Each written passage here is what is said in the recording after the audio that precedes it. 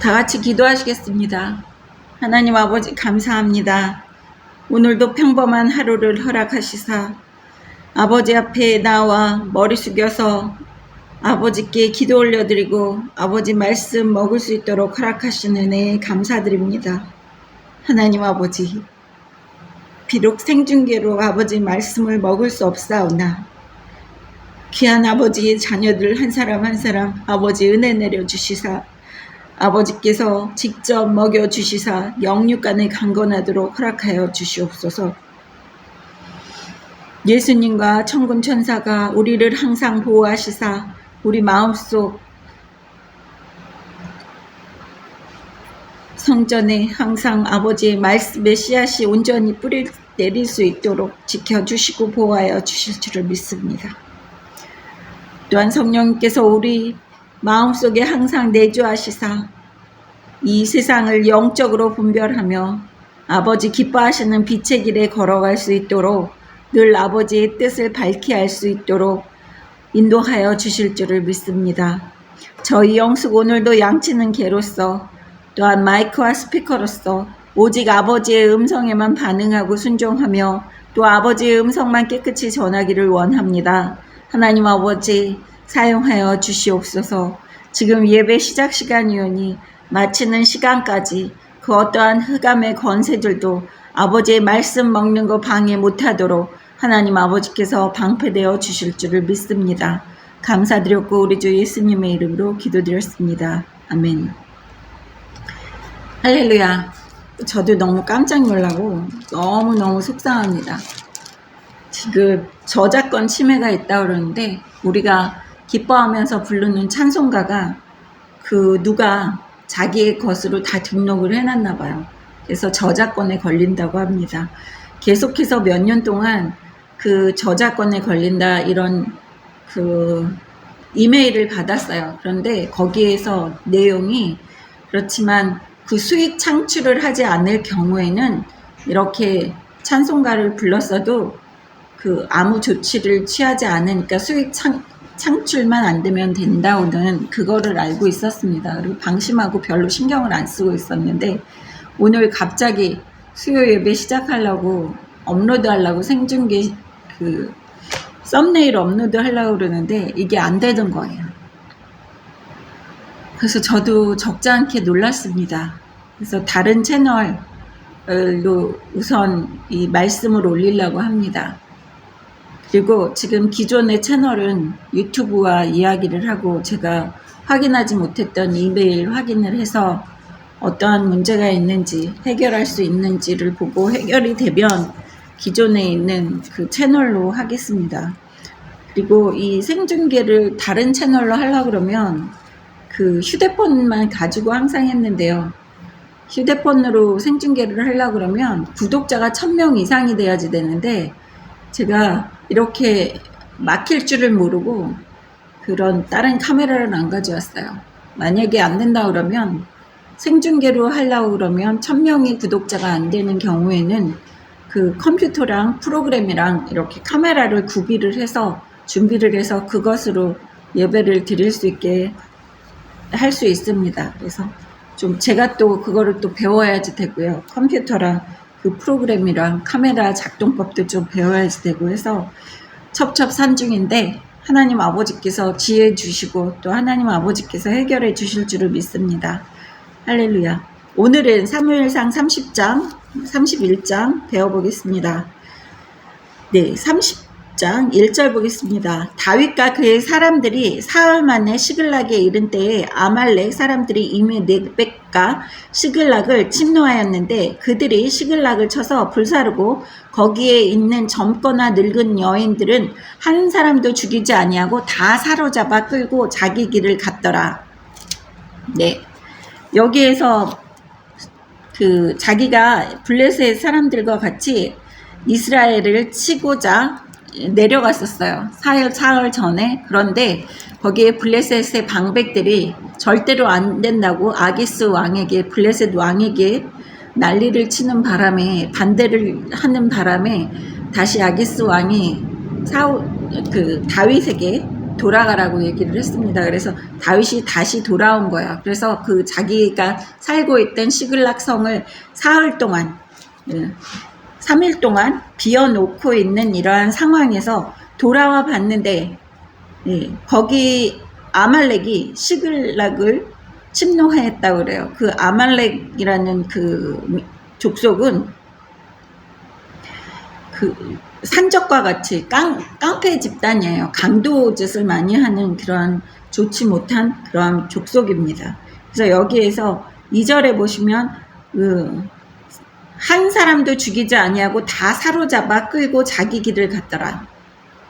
모든 사람들이 전쟁에 나와서 이 남자들 기운 세고 힘센 사람들은 다 블레셋과 이스라엘의 전쟁에 거기로 같이 갔었던 거예요. 그러니까 남아있는 사람들은 그 어린아이와 나이든 사람들과 아녀자들, 여자들밖에 없었던 그러한 상황이기 때문에 노예로 삼고자 다 끌고 왔는데 어떻게 한 명도 안 죽었을까요? 이거는 하나님이 하신 일이에요. 한 명도 죽지 않고 모조리 노예로 끌고 갔다는 거예요. 어떻게 알았을까요? 한 명도 죽지 않았다는 게? 아무도 없는데 어떻게 한 명도 죽지 않았는지 알 수 있었을까요? 그 시글락 성에 그 안에 피가 한 방울도 안 떨어져 있었던 거예요. 보통 침략을 당해서 사람들이 끌려가고 노략질 당하고 하면 피가 난무할 텐데 피가 한 방울도 흘려지지 않았던 거예요. 짐승의 피도 한 방울도 흘려지지 않았기 때문에 한 사람도 죽이지 않았다는 걸 여기에서 미리 알게 된 것입니다. 왜 그렇게 됐을까요? 다윗이 지금 하나님께 대가를 치르고 있는 거예요.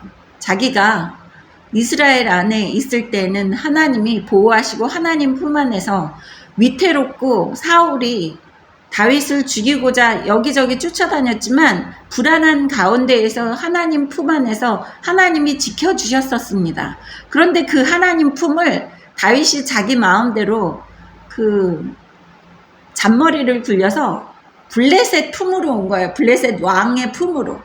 그러니까 뭐예요? 지금 현재를 살고 있는 예수 믿는 우리들이 이 세상적으로 생각을 하는 거예요. 하나님 품 안에서 벗어나서 어려운 일이 있을 때 세상적으로 피신을 하면 그것이 도움이 될 거라고 잔머리를 굴리고 있는 그러한 예수 믿는다는 사람들이 있는 것처럼 다윗도 여기에서 하나님 품 안에서 그렇게 10년 넘게 잘 도망다니고 했음에도 불구하고 나중에는 지쳐서 하나님이 지켜주시는 거를 왜 몰랐겠어요, 다윗이. 뭐 땅이 그렇게 넓다고 이스라엘 땅이 우리나라에 무슨 그 강원도만 하나? 뭐 그렇게 좀 조그만 땅이에요. 네. 그런 땅에서 뭐 그렇게 힘들다고. 여기 블레셋으로 피해 왔기 때문에 하나님이 여기에서 이 어려운 고난을 또 맞이하게 합니다. 블레셋으로 피했지만 침략을 당하는 것을 볼 수 있어요. 아말렉에게. 3절 보겠습니다. 다윗과 그의 사람들이 성읍에 이르러 본즉 성읍이 불탔고 자기들의 아내와 자녀들이 사로잡혔는지라. 다윗과 그와 함께한 백성이 울 기력이 없도록 소리를 높여 울었더라. 네, 여기에서 다윗과 같이 이 600명의 그 건장한 남자들이 자기의 가족들과 자식들 그리고 자기의 가축들 뭐 이런 걸 가지고 도망 다니면서도 울지를 않았어요. 다윗에게 잘 순종을 했어요. 그런데 여기에서 자기 아내들과 자녀들이 잡혀가니까 울 기력이 없을 정도로 울었다는 거예요. 네. 너무 고통스러워하는 모습입니다. 5절 보겠습니다. 다윗의 두 아내 이스라엘 여인 아히노음과 갈멜 사람 나발의 아내에 있던 아비가일도 사로잡혔더라. 그 사람들만 뺏긴 게 아니에요. 다윗의 아내들도 같이 뺏겼다는 것을 볼 수 있습니다. 6절 보세요. 백성들이 자녀들 때문에 마음이 슬퍼서 다윗을 돌로 치자 하니 다윗이 크게 다급하였으나 그의 하나님 여호와를 힘입고 용기를 얻었더라. 네, 다윗이 블레셋으로 1년 좀 넘게 아기스 왕 품에서 안전하게 있으면서 안전하게 있었을까요? 과연? 노심초사하면서 다윗은 더 힘들었어요. 피곤했죠. 사울은 신경 안 써도 되는데 아기스한테 적절하게 거짓말을 해야지 되고 그 블레셋이나 다른 주변에 있는 마을을 칠 때도 예, 거짓말을 해야지 되기 때문에 다 사륙하고 이스라엘에 있는 마을들을 쳤다고 거짓말을 하고 하는 그러한 행동들을 하고 다녔어요, 다윗이. 그랬는데 여기에 백성들이 자녀들 때문에 마음이 슬퍼서 600명의 남자들이 자기 처자식 때문에 마음이 슬퍼서 이제 돌로 치자고 얘기를 해요. 다윗이 크게 다급하였으나 그의 하나님 여호와를 힘입고 용기를 얻었더라. 다윗이 드디어 하나님 품으로 돌아가는 모습입니다. 다윗이 계속해서 그 블레셋 왕의 품으로 들어와서 그 블레셋에서 안주하면서 블레셋의 보호를 받기 위해서 그렇게 하고 있다가요, 이런 일이 일어나고, 여러분 사람을 믿을 수가 없어요. 10년 넘게 다윗에게 순종하면서 다윗과 동고동락을 하던 이 사람들이 갑자기 다윗을 돌로 쳐 죽이죠. 아내와 자식들이 다 빼앗겼다고. 그러니까 사람은 절대로 믿을 수 있는 존재가 아니라는 것을 볼 수 있습니다. 그거를 하나님이 다윗에게 인식시켜 주는 거예요. 네가 보호받을 수가 없어. 그 어디에서도 보호받을 수가 없어. 네가 블레셋으로 피했지. 블레셋 왕의 품으로 피했지.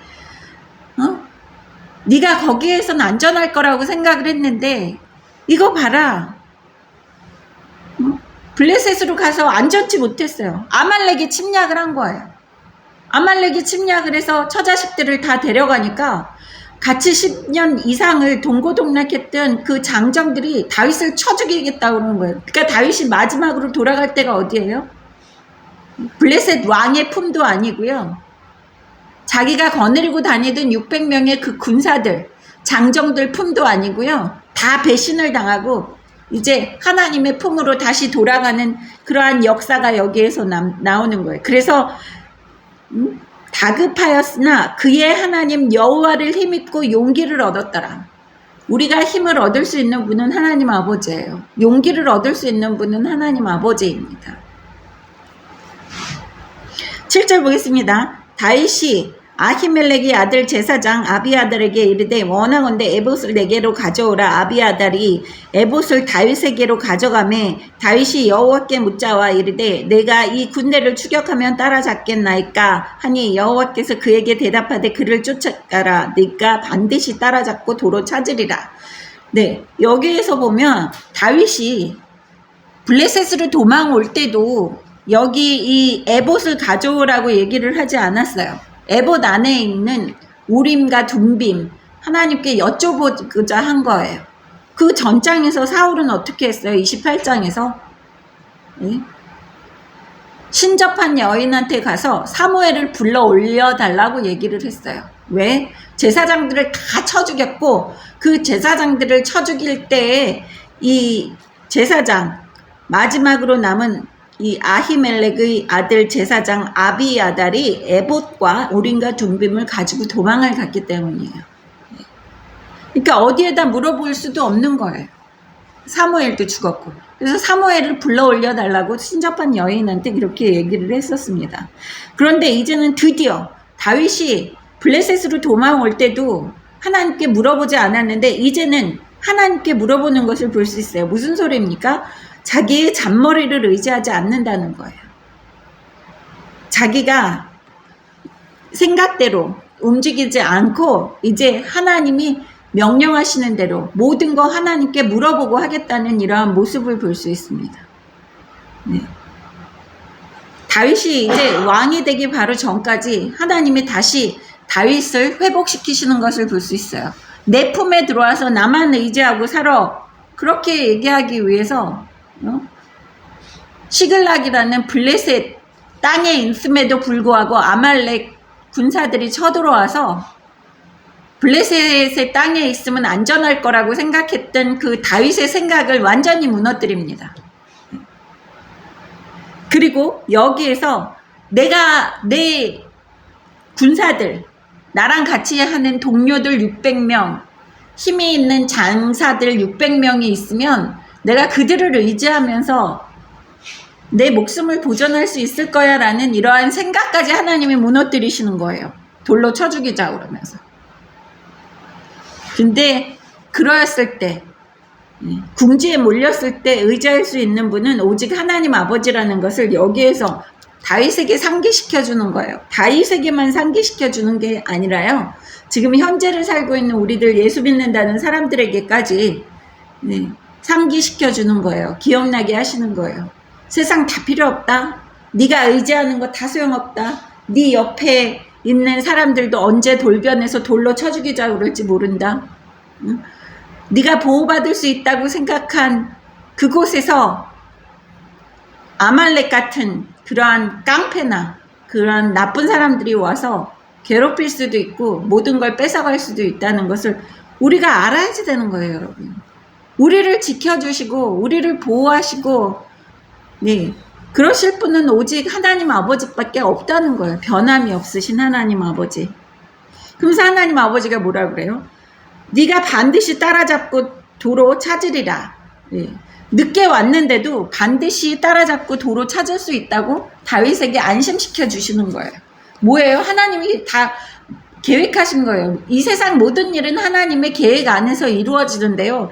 여기에서 보면 딱 하나님의 계획이라는 게 보여요. 다윗에게 정신 차리게 하기 위해서 하나님이 정신 바짝 차리라고, 그리고 다윗이 한 짓, 하나님을 버리고 블레셋 왕을 택하고 블레셋 왕이 자기를 보호해달라고 하는 그러한 마음가짐을 하나님이 벌하시는 거예요. 대가를 치르게 하시는 거예요.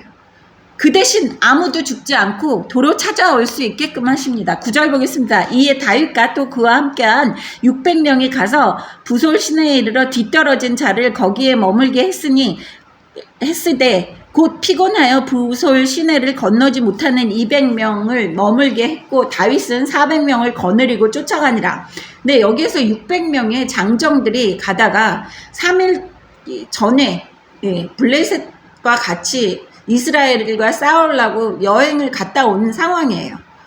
집에 들어가 보니까 시글락으로 가보니까 아말렉에게 다 뺏겨가지고 또 다시 이 장정들이지만 또 그 자신의 처자식을 찾으러 이렇게 가니까 200명의 약한 사람들이 너무 피곤하기 때문에 부솔 시내에서 거기에서 머물게 했다는 것을 볼 수 있어요. 다윗은 사울과 달라요. 사울은 전쟁할 때 아무것도 먹지 말라 그랬잖아요. 금식하라고 그럴 정도로. 그런데 다윗은 그 사람의 나약함을 보는 것을 볼 수 있어요. 그래, 피곤해? 200명 너 여기서 쉴 수 있어. 다윗이 보이는 이 모습은 뭐예요? 사람에게 의지 안 하는 다윗의 모습을 볼 수 있어요. 만약에 생각을 해보세요. 600명이 가도 모자랄 판에 우리가 다 같이 가서 뺏어와도 모자랄 판에 너희들 200명이나 피곤하다 그러고 3분의 1이나 여기에서 쉬겠다 그러면 그게 말이 돼? 그런데 다윗은 그렇게 생각 안 해요. 그래, 너희들 피곤해? 싸우시는 분은 하나님이시죠. 우리 처자식을 찾아주실 분은 하나님이셔. 200명 너희들 여기에서 쉬어도 괜찮아. 사울과 다윗의 이렇게 상반되는 이러한 모습을 볼 수 있습니다. 거기에서 200명 쉬라고 그래요. 그냥 너희들이 싸우는 거 아니야. 그래. 11절 보겠습니다. 무리가 들에서 애굽 사람 하나를 만나 그를 다윗에게 데려다가 떡을 주어 먹게 하며 물을 마시게 하고 그에게 무화과 뭉치에서 뗀 덩이 하나와 건포도 2송이를 주었으니 그가 밤낮 사흘 동안 떡도 먹지 못하였고 물도 마시지 못하였습니다. 그가 먹고 정신을 차리며 다윗이 그에게 이르되 너는 누구에게 속하였으며 어디에서 왔느냐 하니 그가 이르되 나는 애굽 소년이요 아말렉 사람의 종이더니 사흘 전에 병이 들매 주인이 나를 버렸나이다. 네, 여기에서 보면 종이 아파서 버렸다는 것을 볼 수 있어요. 여러분, 종은 돈으로 바꿀 수 있는 재산이에요. 네, 걸어다니는 재산이에요. 그런데 그 종을 버렸다는 것은 이 종, 애굽 소년이 아주 많이 아팠었다는 거예요. 아주 많이 아팠는데 사흘 동안 못 먹었는데도 이렇게 살아날 수 있는 것은 하나님의 뜻이에요. 다윗을 만나게 하기 위해서 하나님이 이 아이를, 애굽 소년을 아프게 하시고 살아날 수 없다고 생각했기 때문에 버린 거예요. 자기의 종을 함부로 안 버려요. 얘는 가망이 없구나, 얘는 죽을 거야, 그러니까 버린 거예요. 그런데도 이 소년은 살아나 있어요. 사흘 동안 먹지도 못하고 병들었었던 소년이 살아 있는 거예요. 그런데 다윗이 불쌍하게 생각해서 그걸 먹을 것을 줍니다. 다 먹을 것을 줘요. 바쁜 와중이에요. 처자식 찾으러 가는 와중이에요. 그 사람을 못 본 척하고 그냥 막 가도 되는 상황이에요. 쫓아가느라고 바쁜 상황임에도 불구하고 이 아이에게 음식을 줍니다. 그래서 14절 보세요. 우리가 그렛 사람의 남방과 유다에 속한 지방과 갈렙 남방을 침노하고 시글락을 불살랐나이다. 이 아이가 술술술술 다 이야기를 하는 거예요. 예? 그러면서 15절 보세요. 다윗이 그에게 이르되 네가 나를 그 군대로 인도하겠느냐 하니 그가 이르되 당신이 나를 죽이지도 아니하고 내 주인의 수종에 넘기지도 아니하겠다고 하나님의 이름으로 내게 맹세하소서. 그리하면 내가 당신을 그 군대로 인도하리이다 하니라. 네, 뭐라 그럽니까? 나를 죽이지 않고 다시 종으로서 우리 주인한테 주지 않으면 내가 군대로 인도하겠습니다. 이거 하나님이 완전 가이드를 남겨놓으신 거예요. 얘를 아프게 해가지고 죽을 애처럼 해가지고 얘를 남겨놓으신 거예요. 그러니까 하나님이 모든 거를 계획해 놓으시는 거예요. 다윗이 바로 왕이 되기 일부 직전이에요. 31장에는 이제 사울과 사울의 아들들이 죽어요.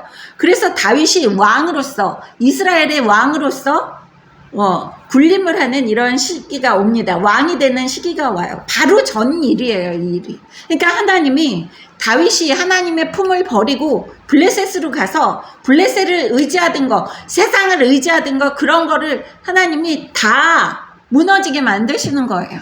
그리고 다윗은 대가를 치르는 거예요, 지금. 처자식을 뺏기고 이렇게 시글락이 초토화되는 것은 하나님을 버리고 블레셋으로 피한 그 다윗에게 하나님이 대가를 치르게 하시는 거예요. 대가를. 그리고 블레셋 의지에도 아무 소용없다. 그거를 보여주시고 네가 거느리고 있는 600명의 장정들 의지해도 걔네들도 변하는 애들이야. 아무 소용없다. 오직 나한테만 의지해라는 것은 여기에서 계속 가리키고 마지막으로 훈련시키시는 이런 모습을 볼 수 있습니다. 그런데 여기에서 이 소년까지 만나게 하셔서 길바닥으로 헤매고 다니지 않아도 되게 그 소년이 그냥 직행으로 그 군사가 있는 대로 인도하는 거예요. 16절 보겠습니다. 그가 다윗을 인도하여 내려가니 그들이 온 땅에 편만하여 블레셋 사람들이 땅과 유다 땅에서 크게 약탈하였으므로 말미암아 먹고 마시며 춤추는지라. 너무 기쁜 거죠. 한 군데에서만 그 노략질한 게 아니에요. 여기 다윗이 가서 보니까 그 아말렉 사람들이 온 땅에 편만하여. 편만하다는 게 뭐예요? 평안하고 만족한다는 거예요. 평안하고 만족한 모습으로 있다는 거예요. 왜? 블레셋 사람들의 땅과 유다 땅, 이스라엘 사람들의 땅이죠. 크게 약탈하였으므로 말미암아 먹고 마시고 춤추고 난리가 난 거예요. 자기네가 승전고를 외치는 거죠. 17절 보겠습니다. 다윗이 새벽부터 이튿날 저물 때까지 그들을 치매 낙타를 타고 도망한 소년 400명 외에는 피한 사람이 없었더라. 네, 400명을 데리고 가서 새벽부터 그 이튿날 그 다음날 저물 때까지 그들을 쳤다는 것을 볼 수 있어요. 400명을 데리고. 네? 그런데 낙타를 타고 도망한 400명 외에는 피한 사람이 없대요. 하나님이 이렇게 힘도 주시는 것을 볼 수 있어요. 400명만 데리고 가서 200명은 기운이 없다고 마을에 머물고 있는데. 18절 보겠습니다. 다윗이 아말렉 사람들이 빼앗아 갔던 모든 것을 도로 찾고 그의 두 아내를 구원하였고, 아말렉 사람들이 빼앗았던 거를 다 찾아냈다는 것을 볼 수 있어요. 아내들까지 다 찾아왔어요. 19절 그들이 약탈하였던 것 곧 무리의 자녀들이나 빼앗겼던 것은 크고 작은 것을 막론하고 아무것도 잃은 것이 없이 모두 다윗의 도로 찾아왔고 하나도 잃어버린 게 없다는 거예요. 이게 하나님이 하시는 역사라는 거예요, 여러분. 하나도 잊어버린 게 없어요. 예. 잊어버린 것 같지만요, 내 손에서 잊어버린 것 같지만 하나님이 찾아주시면요, 하나도 잊어버린 거 없이 모두 찾아주실 줄 믿으시기를 주님의 이름으로 축원합니다. 아멘 하십시오. 아무것도 잃은 것 없이 모두 다윗이 도로 찾아왔고, 다윗이 또 양떼와 소떼를 다 찾아왔더니 무리가 그 가축들을 앞에 몰고 가며 이르되 이는 다윗의 전리품이라 하였더라. 네, 21절 보겠습니다. 다윗이 전에 피곤하여 능히 자기를 따르지 못함으로 부솔 시내에 머물게 한 200명에게 오매 그들이 다윗과 그와 함께한 백성을 영접하러 나오는지라. 다윗이 그 백성에게 이르러 문안하매 다윗과 함께 갔던 자들 가운데 악한 자와 불량배들이 다 이르되 그들이 우리와 함께 가지 아니하였은즉 우리가 도로 찾은 물건은 무엇이든지 그들에게 주지 말고 각자의 처자만 데리고 떠나게 하라 하는지라. 네, 여기에서 보면 뭐라 그럽니까? 예? 다윗이 함께 갔던 사람들 400명들이 자기네가 찾아온 전리품들 그런 거를 그 부솔 시내에서 기운이 없어서 피곤해서 거기에서 쉬고 있는 사람들에게는 하나도 나눠주지 말자고 누가 그래요? 불량배가 얘기했다는 것을 볼 수 있어요. 22절에. 다윗을 따르는 사람들 중에서도 불량배가 있었다는 것을 볼 수 있습니다. 불량배는 항상 있어요. 신명기 13장 12절에 한번 보겠습니다. 283페이지입니다. 네 하나님 여호와께서 너에게 주어 거주하게 하시는 한 성읍에 대하여 너에게 소문이 들리기를 너희 가운데 어떤 불량배가 일어나서 그 성읍 주민을 유혹하여 이르기를 너희가 알지 못하던 다른 신들을 우리가 가서 섬기자 한다 하거든 너는 자세히 묻고 살펴보아서 이런 가증한 일이 너희 가운데 있다는 것이 확실한 사실로 드러나면 너는 마땅히 그 성읍 주민을 칼날로 죽이고 그 성읍과 그 가운데에 거주하는 모든 것과 그 가축을 칼날로 진멸하고. 네, 여기 또 16절에 보세요. 또 그 속에서 빼앗아 차지한 물건을 다 거리에 모아놓고 그 성읍과 그 탈취물 전부를 불살라 네 하나님 여호와께 드릴지니 그 성읍은 영구히 폐허가 되어 다시는 건축되지 아니할 것이라. 너는 이 진멸할 물건을 조금도 네 손에 대지 말라. 그리하면 여호와께서 그의 진노를 그치시고 너를 긍휼히 여기시고 자비를 더하여 네 조상들에게 맹세하신 같이 너를 번성하게 하실 것이라. 네가 만일 네 하나님 여호와의 말씀을 듣고 오늘 내가 너에게 명령하는 모든 명령을 지켜 네 하나님 여호와의 목전에서 정직하게 행하면 이같이 되리라. 하나님께서 축복하신다는 거예요. 그런데 부정탄 거는 여러분 하나도 만지지 말고 모두 불살라야지 된다고 얘기하는 것을 볼 수 있어요. 하나님 아버지께서. 무슨 소리입니까? 우리가 먹어도 되는 재물이 있고요. 먹지 말아야지 되는 재물이 있다는 거예요, 여러분. 사람들은 그렇게 얘기해요. 아이, 뭐 똑같은 돈인데, 뭐 은행에서 발급하는 똑같은 돈인데. 그렇지 않다는 거예요. 은행에서 발급하는 똑같은 종이라고 그래도요. 하나님이 보시기에 이거는 부정한 거, 부정하지 않은 거, 그런 게 있다는 거예요. 하나님 뇌물도 먹지 말라고 그러잖아요. 은행에서 발급하는 똑같은 종이 돈인데 뭐 뇌물을 왜 먹지 말라고 그랬어요. 그 재물이 담고 있는 그 의미가 중요하다는 거예요.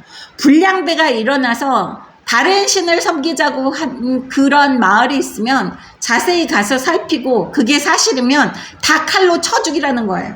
거기에 있는 모든 물건들까지 모아서 다 불살라서 없애라는 거예요. 아주 무서운 하나님 아버지예요. 여기에서는 뭐 이 불량배들이 우상숭배하자고 얘기한 게 아니라 다윗을 돌로 쳐 죽이자고 얘기를 했을 거예요. 그게 앞장선 사람이 그 불량배들이었을 거예요. 그 불량배들이 똑같이 22절에 뭐라고 그래요? 200명은 우리와 같이 가서 전쟁을 하지 않았으니까 편하게 쉬기만 했으니까 네? 여기에서 그들에게는 이런 거 우리가 나눠주지 말자. 전쟁에서 얻은 것을 나눠주지 말자라고 얘기를 하는 거예요. 그랬더니 23절에 보세요. 다윗이 이르되 나의 형제들아 여호와께서 우리를 보호하시고 우리를 치러 온 그 군대를 우리 손에 넘기셨은즉 그가 우리에게 주신 것을 너희가 이같이 못하리라. 다윗은 무슨 생각을 합니까? 이 재물이 우리가 터득한 게 아니라 우리가 쟁취한 게 아니라 하나님이 주신 그러한 재물이라는 거예요. 그래서 이 일이 누가 너희에게 듣겠느냐? 전장에 내려갔던 자의 분깃이나 소유물 곁에 머물렀던 자의 분깃이나 동일할지니 같이 분배할 것이니라 하고 그날부터 다윗이 이것으로 이스라엘의 율례와 규례를 삼았더니 오늘날까지 이르니라. 똑같이 나눠갔자는 거예요. 여러분 생각을 해보세요. 여기에서 보면 가족적인 개념이에요. 여러분, 나가서 남편이 돈 벌어오고 우리 아내들은 집에서 편안히 쉬는 것 같이 보이잖아요. 집안일을 하고 하지만. 그리고 아이들도 학교 다니면서 돈 벌지 않죠. 돈 쓰러 다니잖아요.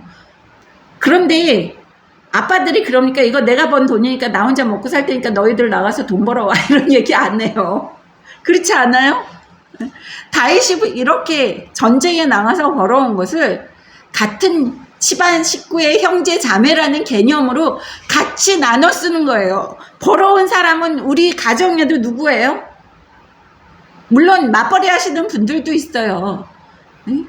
맞벌이 하시는 분들도 있는데 맞벌이를 하면 같이 의논하고 의지하고 같이 이게 상의해서 돈을 쓰고 같이 하잖아요. 예? 네가 더 많이 벌어왔으니까 네가 더 많이 써. 내가 더 많이 벌어왔으니까 내가 더 많이 쓸 거야. 너희 아이들은 하나도 벌어온 게 없고 놀고 먹고 하니까 너희는 쓸 거 없어. 이런 개념이 아니라는 거예요. 다윗은 여기에서 자기 형제들이라고 생각을 하는 것을 볼 수 있습니다. 네. 그래서 23절에 다윗이 이르되 나의 형제들아, 네. 가족 같은 개념을 갖고 있어요.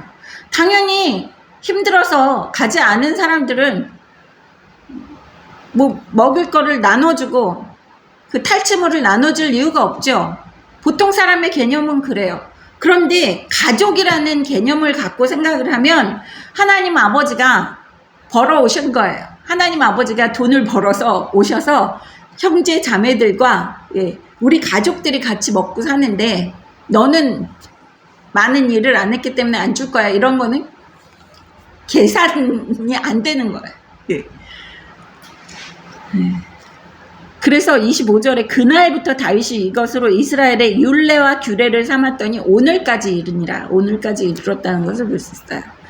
네, 오늘까지. 그러니까 그 다윗이 이 기록이 써진 그러한 날까지, 구약의 성경에 나오는 그러한 날까지 이르렀다고 얘기합니다. 26절 보겠습니다. 다윗이 시글락에 이르러 전리품을 그의 친구 유다 장로들에게 보내어 이르되 보라 여호와의 원수에게서 탈취한 것을 너희에게 선사하노라고 베델에 있는 자와 남방 라못에 있는 자와 얍딜에 있는 자와 아로엘에 있는 자와 십못에 있는 자와 에스두모아에 있는 자와 라갈에 있는 자와 여라무엘 사람의 성읍들에 있는 자와 겐 사람의 성읍들에 있는 자와 홀마에 있는 자와 고라산에 있는 자와 아닥에 있는 자와 헤브론에 있는 자에게와 다윗과 그의 사람들이 왕래하던 모든 곳에 보내었더라. 네, 여기에서 다윗이 자기의 존재감을 드러내는 것을 볼 수 있습니다.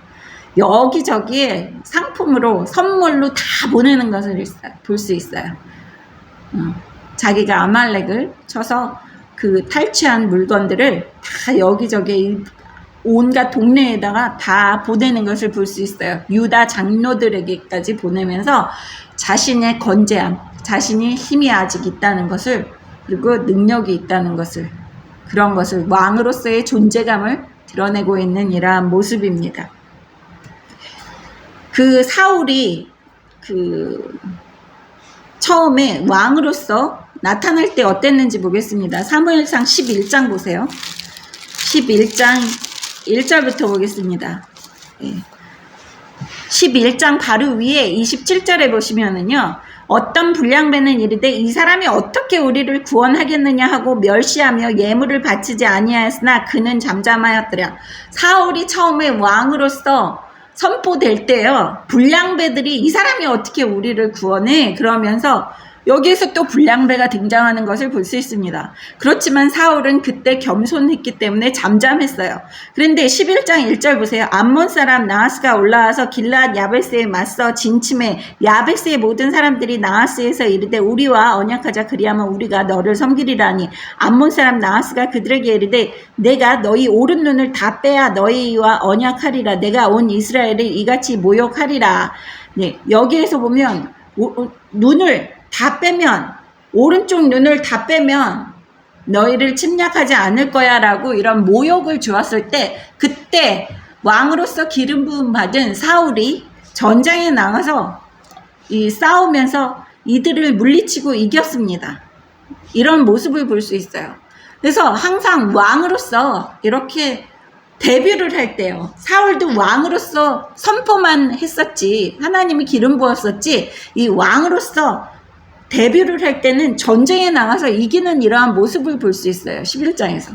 돌아오겠습니다. 그런데 다윗은 여기에서 시글락 성을 침략한 아말렉을 이겨서 자기가 전쟁에서 이겼다는 것을 다 만인들에게 이곳저곳에다가 보이는 이 데뷔하는 것을 볼 수 있습니다. 왕으로서의 그 역할을 할 수 있다는 것을 보여주는 거예요. 능히 지금 내가 3년이 지난 지금에도 내가 힘이 이렇게 강하고 내가 전쟁에서 이길 수 있는 이러한 다윗이야 라는 것을 보여주죠.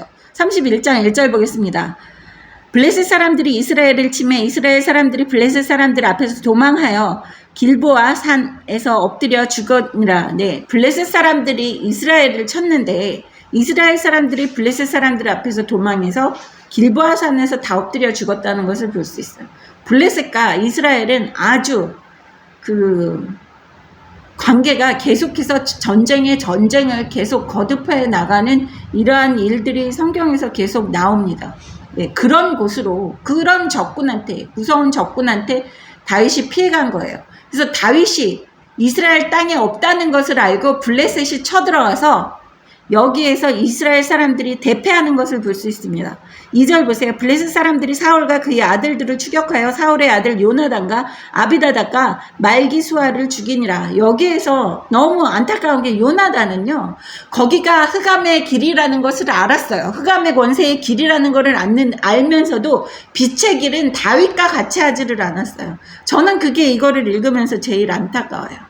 왜 이렇게 요나단도 믿음도 좋고 했는데 육신의 아버지의 뜻을 따라야지 된다는 그러한 효자 같은 생각을 해서 자기의 아버지 곁을 지키겠다고 계속해서 하나님을 배신하고 하나님께 도전하는 그런 사울임에도 불구하고 육신의 관계가 뭐 그렇게 중요해가지고 요나단이 여기에서 머물면서 요나단까지 아주 처참한 죽음을 당하는 거예요. 그 죽은 시체까지 모욕을 당합니다. 참 요나단, 저는 이거를 보면서 요나단이 너무 안타까운 거예요. 왜 이렇게 육신의 부모한테 연연하면서 어둠의 길을 계속 가서 이렇게 비참한 최후를 맞이하느냐. 지금 현재를 살고 있는 우리들 중에서도요. 육신의 관계에 연연하면서 계속해서 흑암의 길을 걸어가는 사람들이 있다는 거예요. 네? 우리 엄마가 돌아가시면 이제 제사 안 지낼 거야. 내가 이번만 그래도 관계 때문에 부모님인데 어떻게 할 거야. 그래도 형제들인데 어떻게 할 거야. 이렇게 생각하는 어리석은 사람들이 있다는 거예요. 근데 여기에서 다 죽어요. 요나단도 같이 죽어요. 그 믿음이 충만해가지고 전쟁에서 이겨서 혼자 나와가지고 그 전선을 다 혼란시키면서 그 승리로 이끈 요나단까지 여기에서 죽는 거예요. 다윗을 피신시켜주고 다윗을 그렇게 사랑한 요나단, 하나님에 대한 믿음이 그렇게 강한 요나단도 여기 흑암의 길에 같이 있으면은요 개죽음을 당하는 거예요. 같이.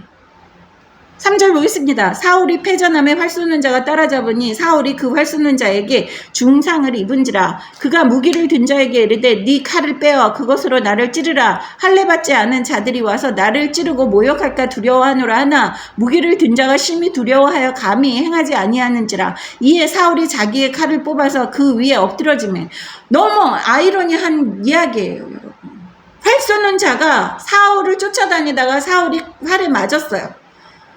그러니까 자기가 죽고 싶다는 거예요. 그러면서 자기 무기를 든 자에게 네 칼을 빼서 나를 찔러서 죽여라. 그런데 그 나중에 말이 무슨 얘기가 있어요. 할례 받지 않은 자들이 와서 나를 찌르고 모욕할까 두려워하노라. 여기서 할례 받지 않은 자가 왜 나옵니까? 자기는 선택받았대요. 하나님께 버림받은 사람이에요. 그런데 여기에서 이스라엘 사람들이 입버릇처럼 얘기하는 게 할례 받지 않은 자들이 와서 나를 모욕할까 두려워한대요. 지금 현재를 살고 있는 예수 믿는다는 사람들이요. 이렇게 입술로만 이상한 짓거리를 해요. 행동은 하나님께 순종을 안 하면서 자기는 믿는 사람이래요. 행동은 하나님께 순종하지 않는 행동을 하고 그러한 삶을 살면서 안 믿는다는 사람들보다 더 우스꽝스럽게 살면서 우습게 살아요. 우스꽝스럽게 살면서 나중에 꼭 말할 때는 나는 예수 믿어요. 교회 다녀요. 나 집사예요. 나 장로예요. 권사예요. 그게 뭔 사양이 있는데요. 할례 받지 않은 자가 나를 와서 할례 받든 안 받든 무슨 상관인데요. 이제 와서 하나님 말씀에 불순종한 이 왕 사울이 무슨 소용이 있겠어요. 할례 받든 안 받든 왕이 받았든 안 받았든 상관없어요. 어차피 하나님께 버림받은 사람이에요. 어차피 지옥 가는 왕이에요. 사울이에요. 그런데 여기에서 자기 체면을 얘기하면서 자기가 예수 믿는다는 사람이고 하나님께 순종하는 사람처럼 얘기를 해요. 할례 받지 않은 사람이 이제 와서. 그런데요 여러분, 화를 맞고 사울이 죽지 않고 시간이 있었어요. 제일 불행한 사람이요, 저는 그 생각을 해요. 갑자기 급사하는 사람 있지요. 갑자기 죽는 사람. 회개할 시간도 없어요. 갑자기 교통사고든지 뭐 심장마비든지 갑자기 죽는 사람이에요. 제일 불행한 것 같아요. 그런데 하나님이 이 사울에게는 은혜를 내리셨어요. 화를 맞고 죽지 않았어요. 그때 하나님께 회개하고 돌아왔으면 오히려 좋았을 텐데 쓸데없는 소리를 해요. 자살을 하겠대요. 자살을. 차라리 명예롭게 왕처럼 죽지를 않고 나를 찔러라. 얘는 안 찔러주는 거예요. 두려워하여서 찔리지 않으니까 사울이 자기 칼을 뽑아서 그 위에 엎드려졌대요. 자살을 했어요. 자살하라고 그런 시간을 준 게 아니라 회개하라고 시간을 줬는데 그 시간을 자살하는 데 쓰는 사울을 볼 수 있어요. 5절 보겠습니다. 무기를 든 자가 사울의 죽음을 보고 자기도 자기 칼 위에 엎드려져 그와 함께 죽으니라. 여러분 주변에 자살하는 사람이 많으면 같이 따라서 자살해요. 어느 집안은 유명한 우리나라의 뭐 영화배우 있잖아요. 탤런트. 그 집안은 온통 자살을 했어요. 전남배우부터 시작해서 동생까지.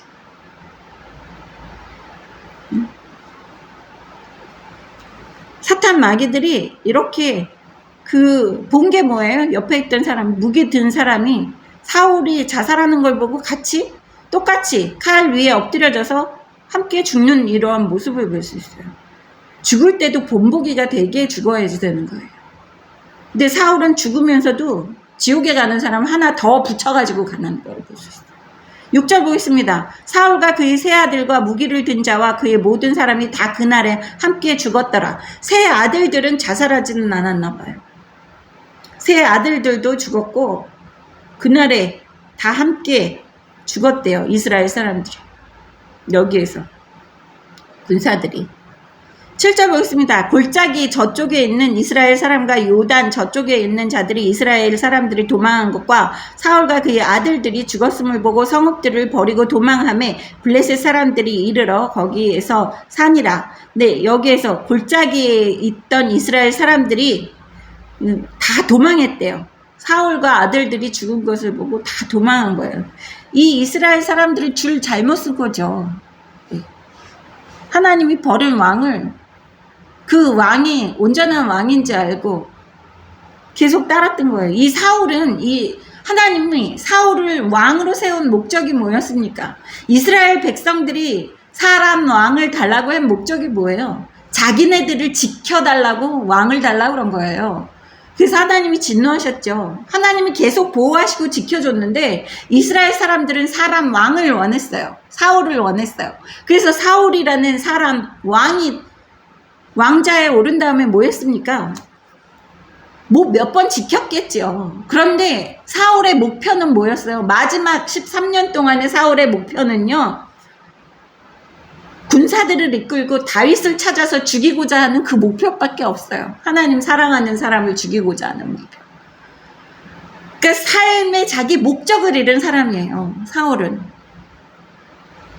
그러니까 우리가 살면서요. 내가 살아있는 목적이 뭔지, 내가 지금 이 자리에서 살고 있는 목적이 뭔지를 기억을 하고 살아야지 되는 게 그게 사람의 할 도리예요.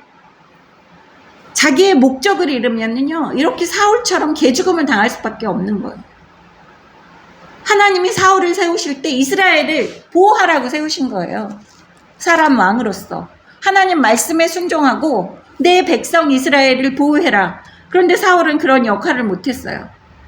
그렇기 때문에 하나님께 버림받은 거예요. 하나님 말씀에 순종 안 하고 이스라엘 백성들을 보호할 생각도 없었고 교만이 하늘을 찔렀죠. 왕이 된 다음에 모두들 왕이라고 순종을 했기 때문에 교만이 하늘을 찔렀습니다. 7절 보겠습니다. 골짜기 저쪽에 있는 이스라엘 사람과 요단 건너쪽에 있는 이스라엘 자들이 이스라엘 사람과 도망한 것과 사울과 그의 아들들이 죽었음을 보고 성읍들을 버리고 도망하네 블레셋 사람들이 이르러 거기에 사니라. 네, 성읍까지 뺏겼어요. 블레셋 사람들이 장악을 하고 이스라엘의 성읍에서 살는다고 하는 것을 볼 수 있습니다. 8절 그 이튿날 블레셋 사람들이 죽은 자를 벗기러 왔다가 사울과 그의 세 아들이 길보아 산에서 죽은 것을 보고 사울의 머리를 베고 그의 갑옷을 벗기고 자기들의 신당과 백성에게 알리기 위하여 그것을 블레셋 사람들의 땅 사방에 보내고 그의 갑옷은 야스다롯의 집에 두고 그의 시체는 벳산 성벽에 못 박음에 네, 얼마나 수치스럽게 죽습니까? 이게 하나님이 기름 부음 받은 그런 왕이에요. 그런데 이 사울이 죽은 것을 보고 사울의 머리를 베서요. 머리를 벤다는 것은 그때 고대 근동 지방에 그렇게 하는 거예요. 승정보를 알리기 위해서. 머리를 베서 어디다 갖다 놨어요? 우상 숭배하는 신당에다가 사울의 머리를 같이 놨다는 거예요. 백성들에게 알리기 위해서. 그리고 그것을 블레셋 사람들이 땅 사방에다가 그 사울의 죽은 머리를 다니면서 보이게 한 거예요. 그리고 그의 갑옷, 사울의 갑옷은 아스다롯의 집에 두고, 아스다롯은 또 우상이에요. 그들이 섬기는 우상의 집에 두었대요. 신전이죠. 그리고 그 시체, 나머지 목 아래의 시체는 어떻게 했느냐 하면 벳산 성벽에 못 박음에 머리 따로 몸 따로 해서 성벽에 못 박아서 거기에 대롱대롱 벽에 매달려 있게 한 거예요. 이렇게 잔인하게 죽습니다.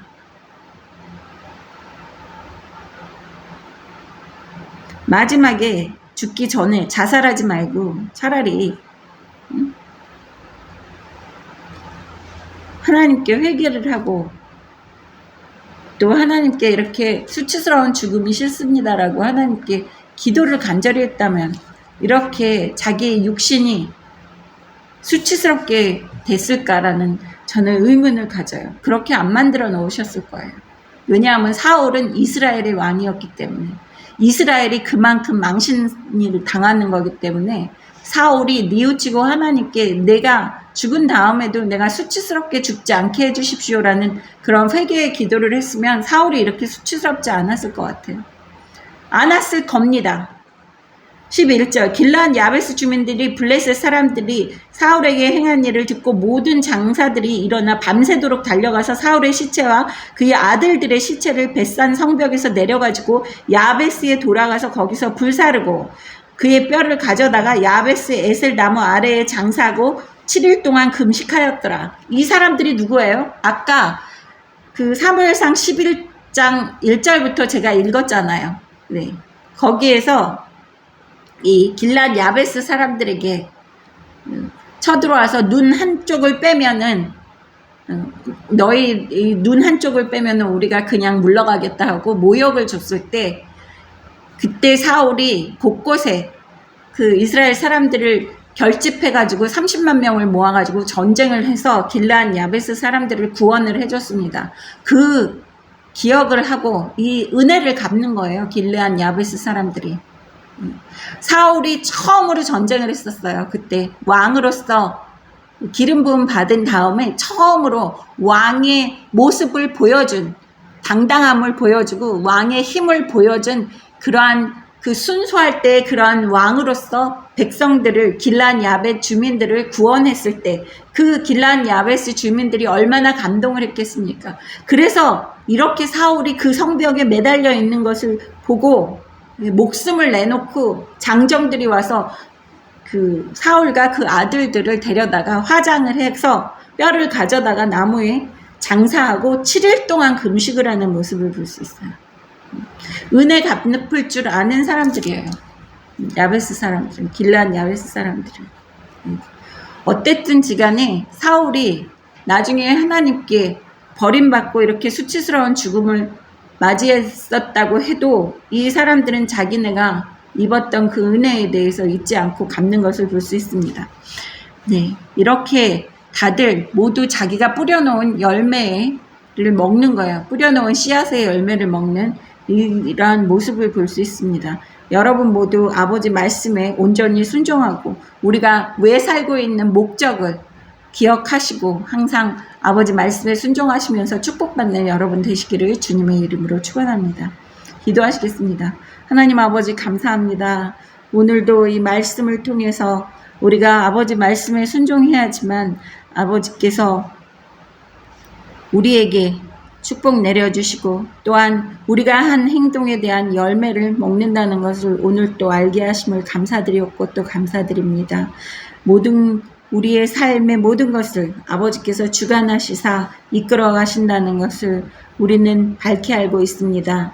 하나님 아버지 저희를 불쌍히 여겨 주시옵시고 우리가 교만하지 않을 수 있도록 우리 마음까지 감찰하여 주시옵소서. 아버지 말씀에 순종할 수 있도록 우리 마음도 아버지 의로운 오른손으로 붙들어 주시옵소서. 아버지 좋아하시는 것 우리도 좋아하고 아버지 싫어하시는 것 우리도 싫어하고 죄의 자리에는 가지도 않도록 눈동자같이 보살펴 주실 줄을 믿습니다. 귀한 아버지 자녀들 어디를 가도 머리가 되고 꼬리가 되지 않고 나가도 복을 받고 들어와도 복을 받고 하는 일마다 만사형통하며 아래 있지 않고 높이 세워 주시옵시고 남에게 꾸어질지언정 꾸지 않게 하시고 하는 일마다 만사형통하고 악인들이 한 길로 왔다 일곱 길로 도망하는 놀라운 은혜 허락하여 주시옵소서. 감사드렸고 우리 주 예수님의 이름으로 기도드렸습니다. 아멘. 다 같이 일어나셔서 예레미야 17장 5절 하나님께 올려드리겠습니다. 시작. 여호와께서 이와 같이 말씀하시니라. 무릇 사람을 믿으며 육신으로 그의 힘을 삼고 마음이 여호와에게서 떠난 그 사람은 저주를 받을 것이라. 아멘. 다 같이 주기도문 하시겠습니다. 하늘에 계신 우리 아버지여, 이름이 거룩히 여기심을 받으시오며 나라의 마옵시며 뜻이 하늘에서 이루어진 것 같이 땅에서도 이루어지이다. 오늘날 우리에게 일용할 양식을 주옵시고 우리가 우리에게 죄 지은 자를 사하여 준 것 같이 우리의 죄를 사하여 주옵시고 우리를 시험에 들지 말게 하옵시며 다만 악에서 구하옵소서. 나라와 권세와 영광이 아버지께 영원히 쌓옵나이다. 아멘. 지금은 우리 주 예수 그리스도의 크신 은혜와 하나님 아버지의 크신 사랑과 성령님의 인도하심과 보호하심과 교통하심이 낮은 교회를 통해서 영의 양식을 먹고 있는 귀한 아버지의 자녀들 머리 위에 그 가정 위에 대대손손 태어나는 후손들 머리 위에 지금부터 영원히 함께 하실지어다. 아멘.